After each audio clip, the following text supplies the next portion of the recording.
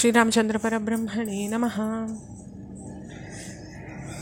பலவித ஆயுதங்களோடு இருந்த அரக்கர் படையை அவள் எதிர்கொள்கிறாங்க.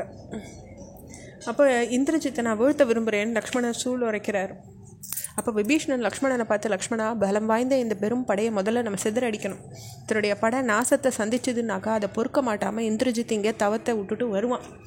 அவனுடைய யாகம் முடிவுறாத நிலையில் அந்த தீய குணம் படைச்சவனை நீ வீழ்த்திட முடியும். அதனால் உடனே அரக்கர் படையை அழிக்கிறதுல மோனேன்னு சொல்கிறார். இது கேட்ட லக்ஷ்மணன் அரக்கர் படை மேலே அம்பு மழை பொழிகிறார். வானரப்படையினரும் அரக்கர்களை கடுமையாக தாக்க ஆரம்பிக்கிறாங்க.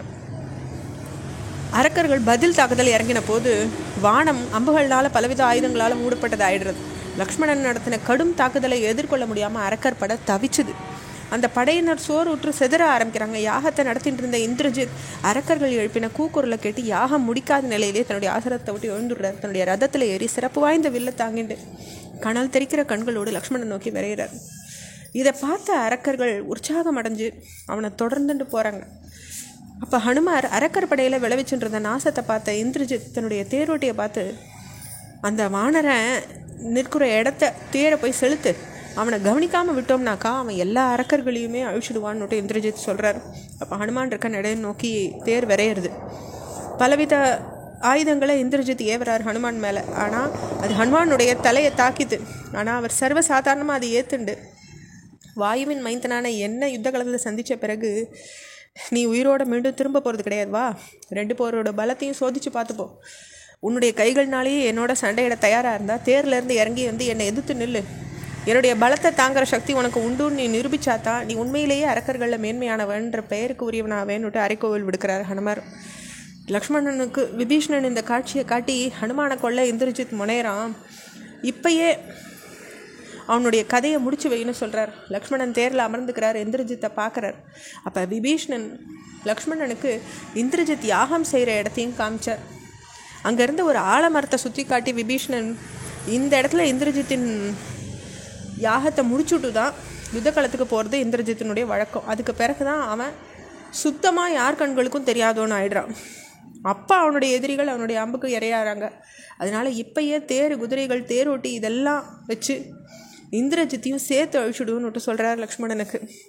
இதை ஏத்துண்ட லக்ஷ்மணன் அங்கிருந்த வரை தன்னுடைய வில்லில் நான் ஏற்றி பேரொலி எழுப்புறார். இந்திரஜித்தை அங்கேருந்து வந்து லக்ஷ்மணனை எதிர்க்க தயாராகிறார். லக்ஷ்மணன், என்னுடைய போரை செய்ய உன்னை நான் அழைக்கிறேன், உன் மனசில் தைரியம் இருந்ததுன்னாக்கா என்னுடைய அரக்குவலை ஏற்றுக்கோ அப்படின்னு சொல்கிறார் இந்திரஜித். லக்ஷ்மணனை ஒரு பார்வை பார்க்குறார். விபீஷணன் பக்கம் பார்த்து பேச தொடங்குறார். புலஸ்தியரின் குளத்தில் உதிச்ச என் தந்தையின் சகோதரன் நீ, அதனால உனக்கு ஒரு வகையில் நான் மகனாரேன். அப்படிப்பட்ட மகனுக்கு எதிராக யுத்தம் செய்ய நீ தயாரானது எந்த விதத்தில்? உன் பிறப்பு பற்றின பெருமையோ, உன் உடன் பிறந்தவாளுடைய பாசமோ, ஒரு அரசனுக்குரிய விசுவாசமோ, நியாயமான அணுகுமுறையோ, தெளிவு பெற்ற தீர்மானமோ உன்கிட்ட எப்படி காணாமல் போச்சு? நற்குணங்களையெல்லாம் ஒதுக்கி விட்டவனே, நீ பரிதாபத்துக்குரியவனா நிற்கிற. தீயமதி படைச்சவனே, உன்னை சார்ந்தவாளெல்லாம் ஒதுக்கிட்டு அவளுக்கு துரோகம் அழிச்சு எதிரியின் பக்கம் போய் நிற்கிற உன்னை நல்லவா எல்லாம் அவமதிப்பாங்க. தன்னை சார்ந்தவாளோட வாழறது, எதிரிகளுடைய சரணடைகிறது, இந்த 2 நிலைகளையும் ஒன்றுக்கு ஒன்று நேர் எதிரானது. ஒருவனுடைய உறவினர் நற்குணம் இல்லாதவனாக இருந்தால் கூட சரி, எதிரி சிறப்பு வாய்ந்தவனாக இருந்தால் கூட சரி, அந்த நிலையிலையும் உறவினனுக்கு தான் முதன்மை கொடுக்கணும். எவனோ ஒருவன் தான் உறவினர்களை விட்டுட்டு எதிரியின் பக்கம் போகிறானோ அவனை உறவினர்களை அழிஞ்ச பிறகு அந்த எதிரிகளே அழிச்சிடுவாங்க.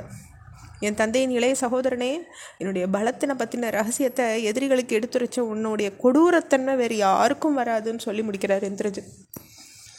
என்னுடைய வயசை கருதியாவது உன்னுடைய வார்த்தைகளில் நீ கடுமையை தவிர்த்திருக்கணும்னு பேச ஆரம்பிக்கிறார் விபீஷணன். என்னுடைய குணத்தை அறியாதவன் போல நீ பேசுகிற. அரக்கர் குலத்தில் பிறந்திருந்தாலும் நான் நற்குணங்கள் நிரம்பினவனாகவும் சமாதானத்தை விரும்புகிறவனாகவும் தான் வாழ்ந்திருக்கேன். என்னுடைய குணங்கள் அரக்கர் குணத்தை ஒத்தது கிடையாது. கொடுமையிலோ அதர்மத்திலையோ என் மனசை நாட்டம் கொள்ளதே இல்லை. இப்படி நான் வித்தியாசமான குணங்கள் உடையவனாக இருந்தாலும் என்னை ராவணன் வெளியேற்றினான். இப்படி ஒரு சகோதரனை வெளியே துரத்துறது முறையான செயலா அப்படின்னு கேட்குறார் விபீஷணன். தர்மத்துலேருந்து பாதையில் தவறி பாவங்களை செய்ய துணிஞ்சிட்ட மனுஷனை ஒருத்தன் உதறினாக்கா அவன் தான் கையை சுற்றிட்ட பாம்பை உதறினவனுக்கு சமமானவான் இல்லையா அப்படின்னு விபீஷணன் கேட்குறார். அவருடைய வார்த்தை மேலும் தொடருது. அதன் அடுத்த பகுதியில் பார்க்கலாம். ஸ்ரீராமச்சந்திர பரபிரம்மணே நமஹ.